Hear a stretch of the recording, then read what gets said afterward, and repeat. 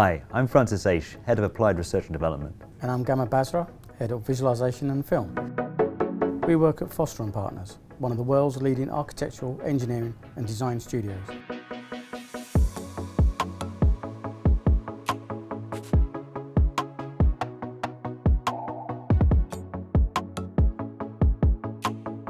We communicate visually using images, films and real-time games engines like Unreal. We've worked on augmented and virtual reality for many years, developing custom tools that allow our designers to create, analyse and experience their ideas in intuitive yet powerful ways.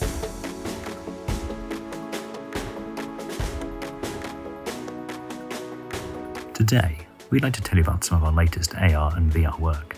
The projects we've worked on are still sensitive, so we're going to use a dummy project to illustrate the key concepts. We use a wide range of tools and media to communicate ideas, as different tools give different experiences.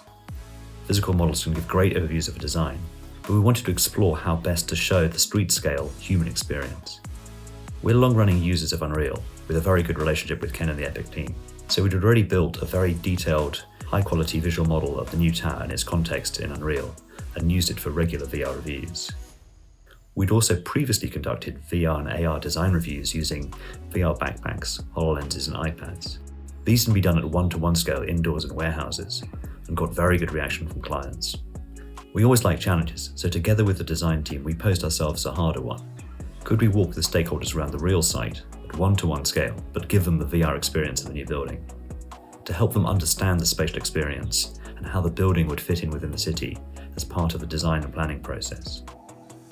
To begin with, we started laser scanning the site and context to align the virtual and real worlds.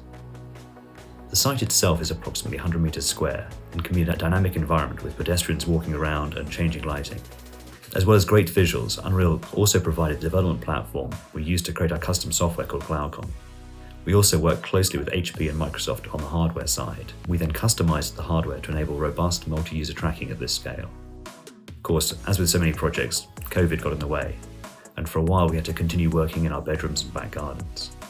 But because of the multi-platform nature of Unreal, we could quickly create an iPad version of our tool, and stakeholders could use that to continue to participate in the process from their back gardens. Once we were allowed back onto site, we continued testing and refining the system, getting feedback from our stakeholders. Critically, this is a multi-user experience. You can see the other participants and speak to them, and point out features of the new building. It's an incredible multi-sensory experience of walking around the plaza, seeing the very powerful virtual visuals, but feeling the real plaza beneath your feet, and hearing the sounds of the city around you. Something we found very useful was switching between virtual and real reality to compare and check the present and potential future. And by incorporating screens on the rear of the backpacks, we made the process inclusive to allow larger numbers of stakeholders to participate. Overall, the user reaction has been incredibly positive.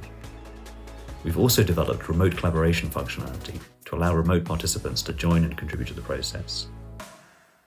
And one future use could be to increase design participation using tablet AR and other low-cost XR devices to allow a broader range of stakeholders to participate. So we think that this has pushed the boundaries of outdoor one-to-one scale VR. This ability to collaborate at any scale and from any location is incredibly powerful. It's giving our clients and designers a way to experience their designs like never before.